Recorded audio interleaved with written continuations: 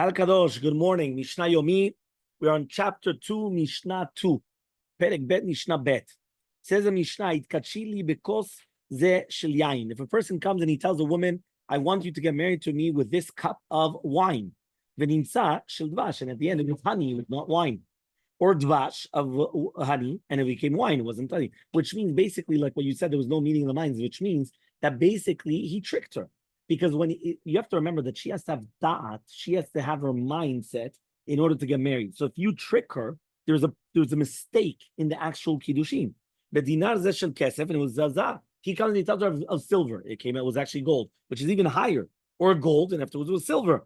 Or almenat shani yashivim sani. I'm a Kaddish that I'm rich and really was poor. Ani even sashir, or poor that he was actually rich. Ena mekudeshet. In all these cases, she's not going to be married. Why? Because she only agreed to certain details according to the way that it was. Now, if you're going to tell me that it was a mistake, so therefore the entire Kiddushin and the Kinyan was a mistake as well. Rabbi Shimon says, no. It all depends. If he tricked her, right, to something higher up, so for example, if it became actually like, for example, gold instead of silver, she is married.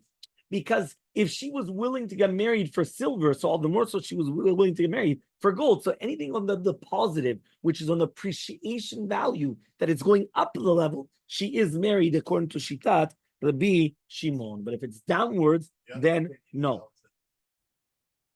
Perfect. Mishnah Gimel, third Mishnah. If a person comes and he tells a woman, Al menat she'ani kohen, I'm marrying you on condition that I'm a kohen. But he's not a kohen, he's a Levi, right? He's a Levi. Or he says he's a Levin, he was found a Kohen. He says on condition that he's a Natin. Remember that a Natin, they come from the Givonim, which they're not allowed to come and get married to the Kahal. They were certain converts that they weren't able to get married to everybody. And he was found to be a Mamzer, and then he was found to be a Natin. Ben Ir ben Krach. He said that he comes from the city. He's a villager, right? Or a bigger city. You understand? Or like a small city and a bit, or the same thing the other way around. Ben Krach, right? He says, Ben Ir.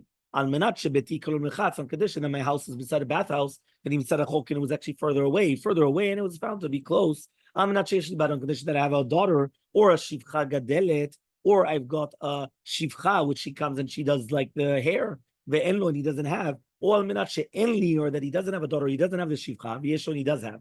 That he doesn't have any children, he does have, or on condition that he does have children, he doesn't have. Right? Again, in all these cases, right? Uve kulam. Right, he comes and he says, so since it was a kiddushet ta'ut, it was a mistake. So therefore, obviously, even though she said in her heart, even it doesn't matter. I would have still got married to him. And I'm she's not married. Exactly. Is nothing. Is worthless. Right? The same halacha would apply if she made him make the mistake. Meaning, if she came and she lured him into saying, "I'm rich," and that's why he's getting married to her, and it was the exact same thing. The same halachot apply.